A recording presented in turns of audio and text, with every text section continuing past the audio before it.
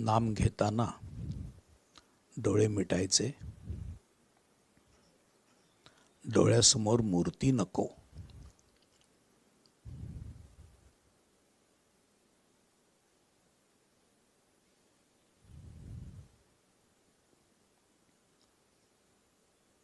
ज्याचं नाम घेतो आहोत तो राम हा परमात्मा आहे. म्हणजे अज अव्यय नित्य स्वरूप सुखरूप परमात्मा आहे असं चिंतन करायचं.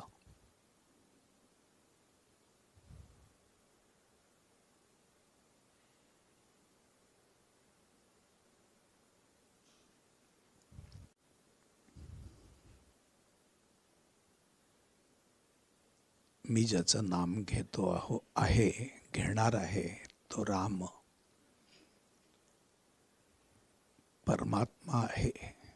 तो अज अव्यय नित्य निर्विकार सुख शांती स्वरूप आहे.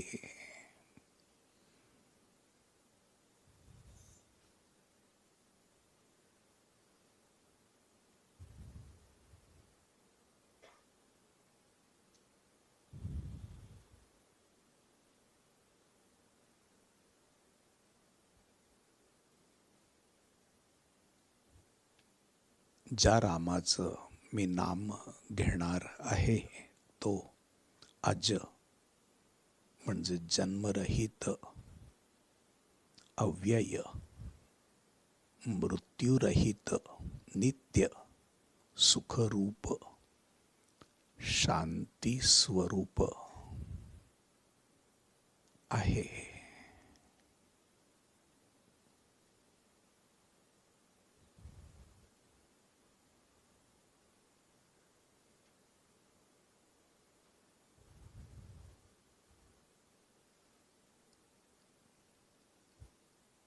आता नाम घेणारा जो मी आहे जीवात्मा,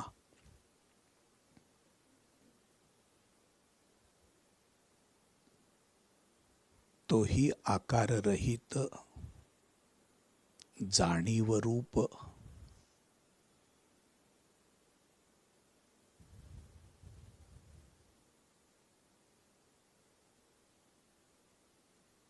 अस्तित्व मात्र. त्याच्या अस्तित्व शक्तीवरच देह मन बुद्धी आपल्याला भासतात. तो अस्तित्व मात्र मुळात तो रामरूप आहे. आत्मा राम त्यालाच म्हणतात.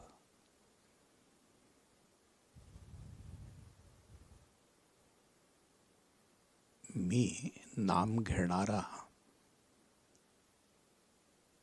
देह नाही.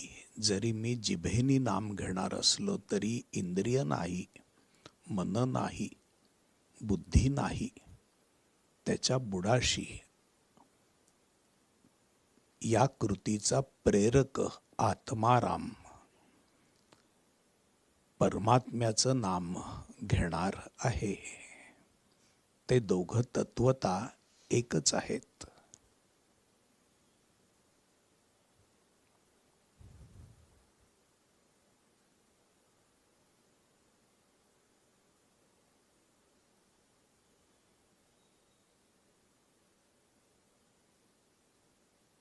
माझ्या अंतर्यामी असणारं जाणीव तत्व जीव तत्व हे मुळात आत्माराम आहे. आणि हा आत्माराम परमात्म्याचं नाम घेतो आहे. परमात्म्याशी आपण एकरूप आहोत अशा भावनेनी. त्यामुळं नाम घ्यायचं आणि थोडा वेळ एकरूपता अनुभवायची, त्याची भावना करायची आणि पुढचं नाम. आपण बरोबरच नाम घेणार आहोत. माझ्याबरोबरच तुम्ही नाम घेणार आहात. श्रीराम जय राम जय जय राम असं आत्माराम रामाचं स्मरण करताना म्हणतो आहे अशी भावना, आणि नाम घेऊन झालं की एकरूपतेची भावना, नाम घेत असताना एकरूपतेची भावना. श्री राम जय राम जय जय राम.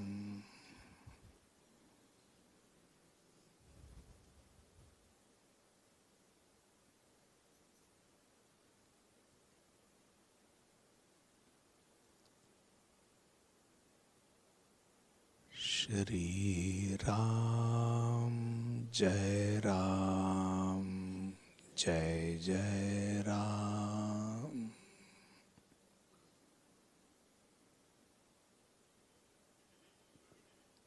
आत्माराम परमात्म्याचं, रामाचं स्मरण करतो आहे एकरूपतेच्या भावनेनी, आणि एकरूपतेचा अनुभव घेत स्वस्थ बसतो आहे थोडा वेळ, आणि मग परत नाम घेतो आहे.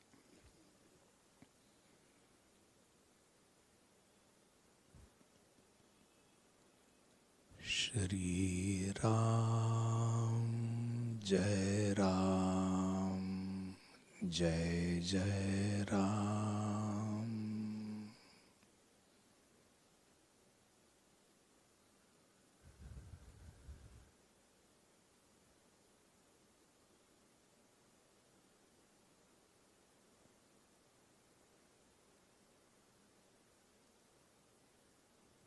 श्री राम जय राम जय जय राम.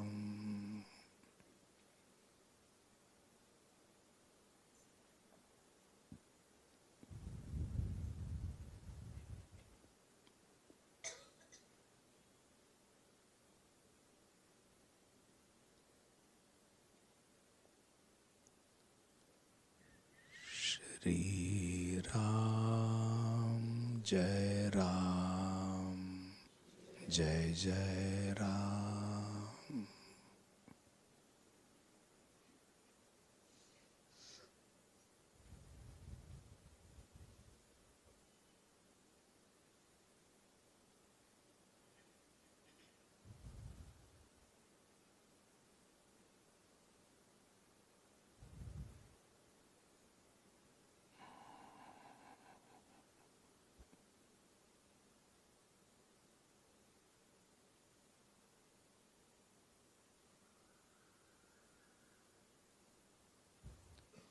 श्री राम जय राम जय जय राम.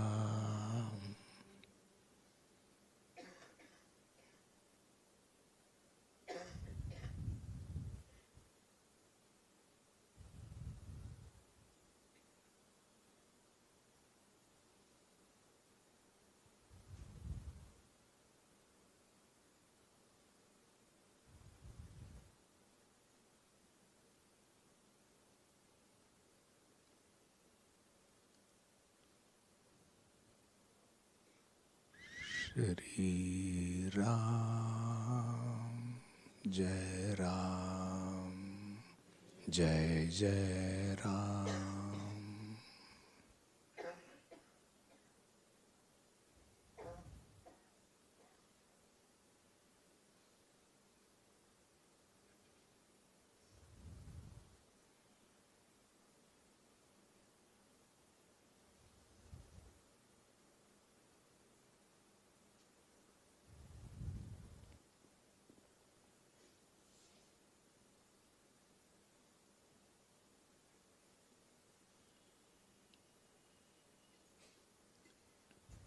श्री राम जय राम जय जय राम.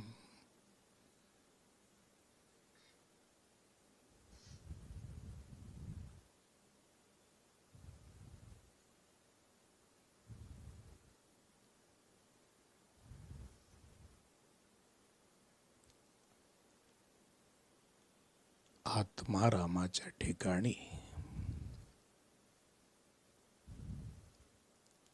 आपण रामरूप असल्याची भावना,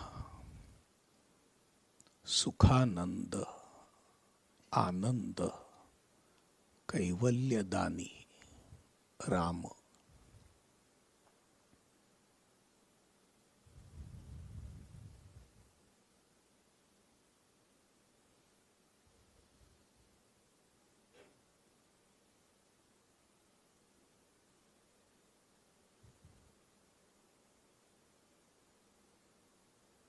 हा आत्मारामच परमात्मा आहे.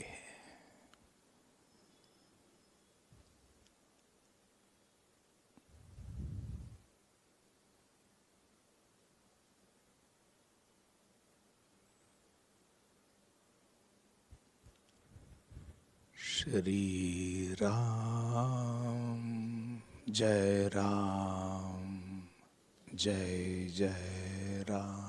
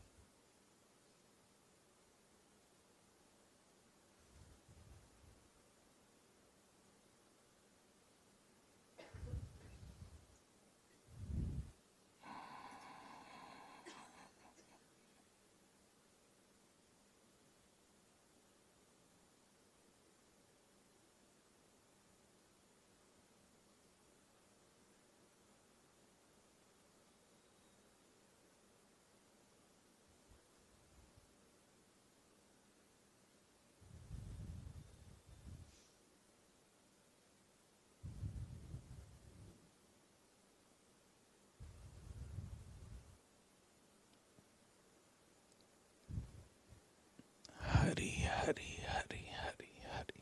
स्वामीचे स्वामीचे. हरी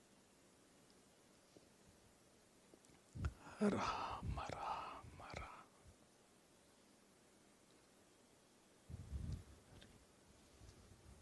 डोळे उघडायला हरकत नाही.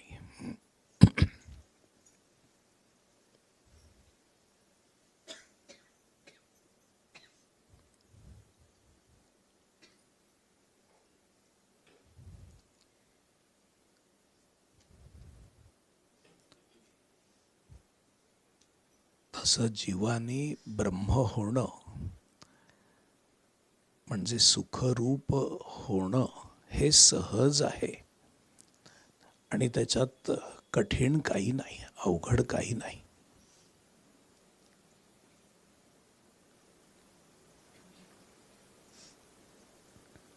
त्यामुळं नामस्मरणाच्या मार्गाने जीव ब्रह्म होऊ शकतो.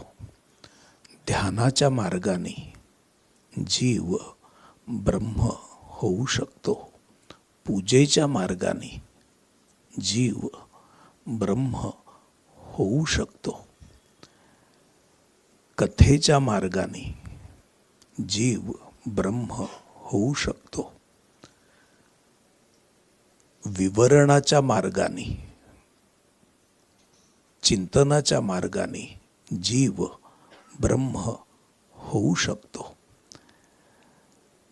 ब्रह्म होणं म्हणजे आपण आनंदरूप आहोत, शांती सुखरूप आहोत, जन्म मरणाच्या पलीकडं आहोत असा बोध जीवाला होऊ शकतो.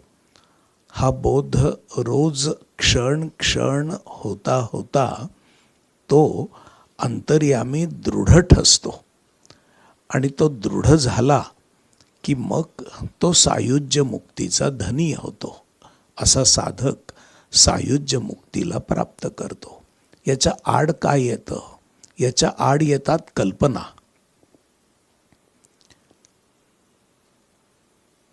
वितर्क, कुतर्क, विषय, वासना, विकार. यामुळं आपण या सहज स्थितीला अंतरतो. आपण इंद्रियांच्या अधीन होतो. आपण मनाला खरं समजतो. ज्या मनाला नाहीसं करायचं आहे ते मनच खरं आहे असं आपण समजलो एकदा की मग आपले कितीतरी ग्रह पक्के होऊन जातात की जे केवळ आपली प्रकृती आपल्याला सुचवत असते. एखादी व्यक्ती वाईट आहे असं आपल्या मनाने सुचवलं म्हणून ती व्यक्ती वाईट असायला बांधील नसते. आपण आपल्या प्रकृतीप्रमाणे जग पाहतो. आपण जर काळ्या रंगाचा चष्मा घातला तर जग वेगळं दिसेल. आपण पिवळ्या रंगाचा चष्मा घातला तर जग वेगळं दिसेल.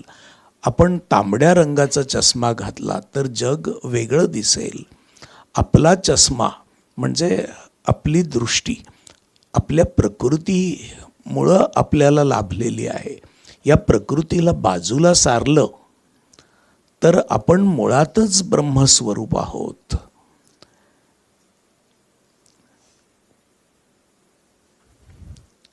अशी मजा आहे.